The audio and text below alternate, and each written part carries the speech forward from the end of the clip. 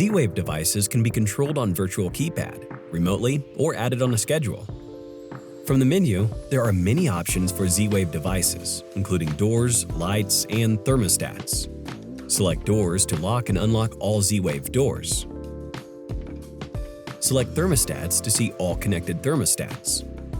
The outside temperature is displayed at the top, as well as the room temperature. Adjust the thermostat to your liking. Select Lights to turn the lights on or off. You can also adjust the brightness level. To add a new Z-Wave device, select the category of your new Z-Wave device. Tap the Edit icon in the upper left corner and select Add. Name the device and tap Continue.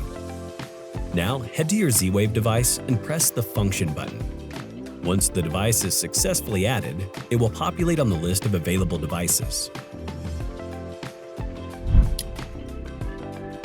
You can quickly access Z-Wave devices from your home screen. From the home page, tap the Edit icon. Select the device category for the device you want to add on the home screen.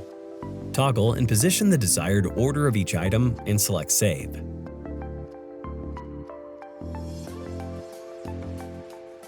If you have any questions on Virtual Keypad, access the Help file located on the side menu under Help.